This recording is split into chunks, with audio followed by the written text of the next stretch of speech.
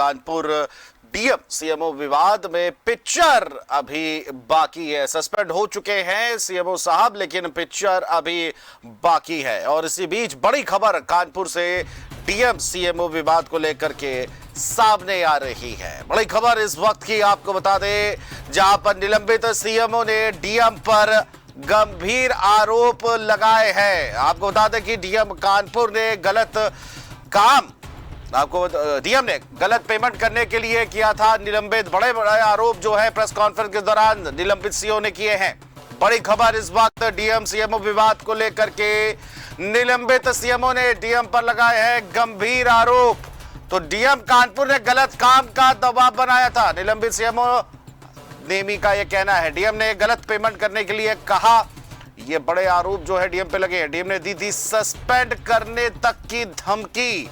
तो बड़े आरोप जो है डॉक्टर हरिदत्त नेमी के तहत लगा है। पूर्व निलंबित सीएमओ के तहत बड़े आरोप जो है कानपुर डीएम पर लगे हैं। तो डीएम बनाम सीएमओ का विवाद जो है अब ये सिर्फ एक शहर की बात नहीं रही, ये बड़ी बात हो चुकी है। पूरे सूबे के लिए एक नया मुद्दा जो है वो सामने आ गया है।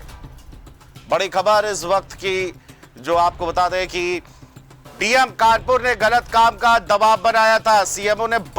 निलंबित सीएमओ ने बड़े आरोप लगाए हैं। आपको बता दें लंबा तरह से विवाद चलता चला आया, जिसके बाद आज डीएम बनाम सीएमओ के इस विवाद में सीएमओ साहब को सस्पेंड कर दिया जाता है। और ये लेटर हम आपको दिखा रहे हैं, दो तस्वीरें आप देख सकते हैं जहां पर डीएम कार्रवाई की गई है, दूसरी तरफ से सस्पेंशन का लेटर दिया गया है। इसके अलावा जब सस्पेंड होते हैं तो हरिदत्त नेमी साहब ने कहा कि हम एक प्रेस कॉन्फ्रेंस करेंगे और प्रेस कॉन्फ्रेंस करके बड़े खुलासे किए हैं। डीएम सीएमओ विवाद लगातार सुर्खियों में बना रहा है और इसमें सियासी तड़के भी लगे हैं। तो आपको बता दें कि दो समाज के दो बड़े तबके जो है इसको देखा जा रहा है। ब्राह्मण बनाम क्षत्रिय की राजनीति का सियासी चोला पहनाने की भी कोशिश जो है वो भी की जा रही है।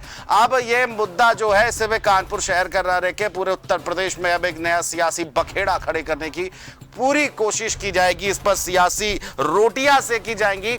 और उससे पहले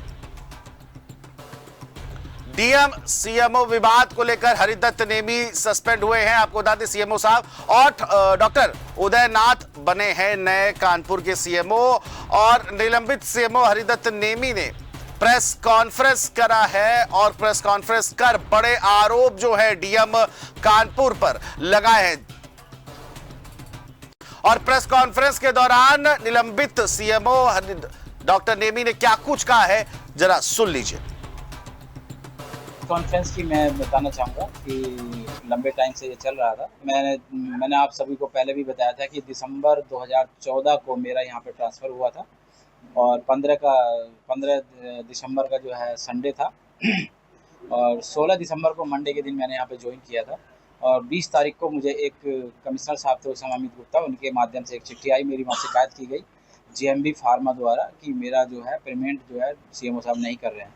उससे मुझे शक हो गया और मैंने जैसे ही सीएमएसडी स्टोर में एक जाके देखा तो वहाँ सामान वाकई में कम था। उसके बाद मैंने वहाँ पर एक अपनी टीम गठित करी, जिसमें मैं था, एक एडिशनल सीएमओ थे, एक डिप्टी सीएमओ थे, एक प्रशासनिक अधिकारी थे। टीम गठित करने के बाद जब सामान की चेकिंग हुई तो उस कंपनी का सामान जो था वो 1,30,47,000 का सामान था और 30 लाख का सामान आया ही नहीं था, जबकि मुझ पर दबाव बनाया गया था कि मेरा सामान आ चुका है, मेरा पेमेंट कर दिया जाए। माननीय कमिश्नर साहब की तरफ से भी मुझे यही वो आया था आदेश कि इनका पेमेंट कर दिया जाए। तो हालत ये हुई कि जब मैंने सामान चेक किया तो वहाँ पर सामान 30 लाख का था ही नहीं। अब जाहिर सी बात है कि पेमेंट रोकना पड़ा। अब 30 लाख का सामान के लिए अभी जो उस समय तत्कालीन जो बायर मतलब जो जैम बायर थे हमारे डॉक्टर सुबोध प्रकाश यादव थे, उन्होंने उसको मेरे को बिना बताए 15 तारीख को संडे में 15 दिन का सामान सप्लाई का एक्सटेंशन दे दिया, जबकि 12 दिसंबर को उनका सामान सप्लाई का पीरियड ख़त्म हो चुका था। अब इन्होंने जब उसको एक्सटेंशन दे दिया तो 15 दिन का उसको टाइम मिल गया। अब वो मुझसे फाइट करने लगा कि मेरा सामान लीजिए, मुझे नहीं पता, आपके ऑफिस से मुझे टाइम मिला है। मैंने बहुत कोशिश की, नहीं बात समझी, तो उसने फिर वो सामान सप्लाई किया। फिर उसके बाद में वो बार बार वो शिकायत करता रहा कि मेरा सामान भी आ गया, मेरा सामान। देखिए सर, थोड़ी ये बताइए, आपकी और डीएम के बीच में क्या विवाद था जिससे आपका ट्रांसफर हुआ? मैं यही बताना चाह रहा हूँ कि ये एक विवाद की जो जगह थी वो बेसिकली जीएमबी फार्मा से ही शुरुआत हुई थी। डीएम साहब के यहाँ जब वो बार बार गया, कमिश्नर साहब के दूसरे आ गए, मैंने उनको भी ब्रीफ किया, तो डीएम साहब ने मुझे उस पर जो है जोर दिया कि भाई इसका पेमेंट कर दो।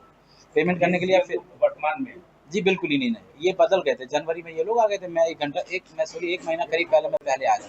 मैं दिसंबर में आया था, और जो आजकल जो डीएम साहब हैं वो जनवरी में आए थे। तो इन्होंने मुझको उसके लिए जोर दिया कि इसका जो पेमेंट कर दो, और भी जो जब ज़्यादा शिकायत हुई तो इसमें इन्होंने मुझसे कहा कि इसकी जांच कर लो। तो जब जांच करी तो ये सीबीआई चार्जशीटेड थी, और ये पहले भी इस फर्म को लेके जो इसके जो मालिक हैं, इसके प्रोपराइटर हैं राजेश शुक्ला, ये जेल जा चुके हैं। और इसकी जो बिड हुई थी उसमें 2 साल का ITR था, जबकि 3 साल का ITR होना चाहिए। इस वजह से मैं इसका पेमेंट कर नहीं सकता था। मुझे बार बार दबाव दिया गया कि पेमेंट करो, मैंने नहीं पेमेंट किया। ये हमें जिलाधिकारी की तरफ से पेमेंट करने के लिए था, और एक हमारी सीनियर फाइनेंस ऑफिसर थी जो PCS से आती हैं, श्रीमती वंदना सिंह हमारे यहाँ फाइनेंस का काम देख रही थी। उन्होंने मुझको 2-3 बार चिट्ठी भी दी, और जब मैंने डीएम साहब को उसकी बना के दी तो मैंने डीएम साहब को उसका भी हवाला दिया कि ये मुझको बराबर चिट्ठी लिख रही हैं कि इनका सामान आ चुका है, इनका पेमेंट कर दिया जाए, भैया इसके बिल मेरे सामने प्रोड्यूस करें। जबकि जिम्मेदारी तो CMO की होती है। जाहिर सी बात है, मैं अगर वो उस समय जब बिल लग चुके थे जैम पे, अगर मेरे पे शिकायत आई, अगर मैं उसे पेमेंट कर देता तो 30 लाख का सामान कभी भी नहीं आता। वजह ये थी कि 30 लाख का सामान कभी आता ही नहीं, पेमेंट हो जाता उसको 1,60,00,000 का। 1,60,47,000 की वो बिड थी। मुझे बार बार ये दिया गया। बाद में मुझे बार बार जो है डीएम साहब की तरफ से इस तरह का मुझे दबाव दिया गया कि इधर करो, सिस्टम में आओ, नहीं तो तुमको ये कर देंगे। हर मीटिंग में मेरी बेइज्जती करी जाती थी। हर मीटिंग में सभी जानते, सारे स्टाफ जानते हैं कि मुझे हर मीटिंग में जो है मेरे लिए ऐसे शब्द बोले गए, उनको सस्पेंड करा दूंगा। और बार बार वो मेरे उसमें घूमते रहे और बराबर चेक करते रहे। इस तरह से चेक करके मेरी कमियां ढूंढते रहे, जबकि कोई मेरी कमियां नहीं थी। भाई उर्सला में गए तो उर्सला में डायरेक्टर बैठते हैं, काशीराम में गए तो वहाँ पे CMS बैठते हैं, उनकी जिम्मेदारी है। और अगर कोई PSC CSC पे भी गए हैं तो जो वो कर रहे थे वो मैं भी करता था। और इस जाति सूचक शब्द भी बोले गए बीच में मुझे, और मुझको ये कि तुम मंदबुद्धि हो, तुम्हें काम नहीं आता है, तुम इस तरह की मेरे साथ इनके दुर्व्यवहार किया है। और मुझे एक बार तो ये है कि मैं DHS में बैठा हुआ था, मेरे पीछे की तरफ हाथ लगा के मुझे आगे की तरफ पुश किया, और सभी स्टाफ के सामने बाकी जो 10-12 और भी यहाँ पे होते हैं, क्योंकि जैसे शिक्षा विभाग के भी होते हैं, और बाकी जो डिपार्टमेंट के जो DHS के मेंबर्स हैं वो लोग होते हैं, उन सब के सामने CDO भी बगल में बैठी हुई थी, और भी बाकी लोग होते हैं। तो उन सब के सामने जैसे ICS डिपार्टमेंट भी होता है, ICDS और बाकी जो सारे फर्म का पेमेंट ना करने के चक्कर में जिलाधिकारी ने आपका इनकी बिल्कुल नहीं, इनकी दूरियां ये बार मुझे उसके लिए दबाव बनाते रहे, और वो जो बार ये लिखते रहे मुझे इसके बारे में, और मुझे जाति सूचक शब्दों से भी बीच में कहा, और बाद में बीच में जो है मुझे उस पेमेंट के लिए दबाव भी बनाया गया। फिर इन्होंने बार इतनी खुन्नस में आ गए कि मेरी बेइज्जती करने लगे हर मिनट। देखिए, मेरी कोई जरूरी नहीं कि स्वास्थ्य विभाग की कोई मीटिंग थी, जो भी वहाँ मीटिंग थी उसी मीटिंग में मेरे को जो इन्होंने वीडियो आपकी वायरल, जो ऑडियो आपके वायरल हुए हैं, उसके विषय में बताया जाता है कि कुछ जो अधिकारी वहाँ पे जो डॉक्टर हैं वो 30-35 साल से यहीं पे काबिज है, उनको आपने हटाया या उनको डिस्टर्ब किया, उसकी वजह से सारी समस्या है। देखिए, सुबोध प्रकाश जो यादव हैं, आपको पता है ये 22-23 साल से यहाँ 20-25 साल से यहीं पर हैं, और 8-9 साल से क्लिनिक रजिस्ट्रेशन भी वो देख रहे थे, और ये SMO स्टोर का काम भी वही देख रहे थे। उन्हीं के टाइम में ये सब हुआ है, उन्होंने ये सब करा है। उसके बाद में जो RN सिंह थे वो NUHM देख रहे थे, सारे स्टाफ को भगाए रहते थे, उनकी तनख्वाह निकालते थे लाइजनिंग करके, सबसे सेटिंग की हुई थी। वो 2 महीने तक उनका भी इंतजार कर रहे सुधर जाए। CMO DM साहब भी वहीं जाके चेक करते थे, मैं भी चेक करता था, मैं उनकी कार्रवाई भी करता था, उनकी तनख्वाह भी बाधित करता था, मैं भी वही कर रहा था जो उन्होंने मेरे से चाहा। जो भी काम उन्होंने दिया मैंने बराबर किया है, लेकिन मेरे साथ जो इस तरह का व्यवहार हुआ और बार उसकी पेमेंट के लिए मुझे दबाव बनाया गया। लेकिन क्या ये जो आरोप बी फार्मा वाली जो कंपनी है जिसका पेमेंट की आप बात कर रहे हैं, हाँ जी, क्या इसके अलावा भी किसी प्रकार का और किसी ठेके या किसी पेमेंट के लिए किसी प्रकार का दबाव दिया गया आपको? पेमेंट केवल इसी कंपनी का रुका है ना, हाँ, जिसका सामान नहीं आया था 30 लाख का, और ये जब सस्पेंस उसमें दायरे में आ गई, इसकी चेक भी 125 पेज की, इसकी जो वो बिड में भी जो कमियां थी, जो सामान के जो बैच नंबर अलग है, जो सामान सप्लाई हुआ है उसका बैच नंबर अलग है, क्योंकि जो बिल था वो तो जैम पे आ गया, सामान बाद में दिया गया, बाद में भी सप्लाई हुआ, फिर वो अधोमानक भी था और कम भी था संख्या में। 30 लाख का सामान जो उल्टा सीधा आया था, इसकी वजह से उसका पेमेंट नहीं हुआ। ये हाई कोर्ट में जा चुके हैं, इसका पेमेंट अब कोई भी नहीं कर सकता। एक बार ये खारिज हो गए हैं, दोबारा इन्होंने फिर अप्लाई कर दिया है। अब 5 बार इनकी जो तारीख लगी है, लेकिन इनका जो वकील है वो प्रेजेंट नहीं हो रहा है। आगे आने वाली 2 तारीख में अगर वो प्रेजेंट नहीं होता है तो आप जानते ही हो कि हाई कोर्ट में वो फिर कैंसिल हो जाएगी।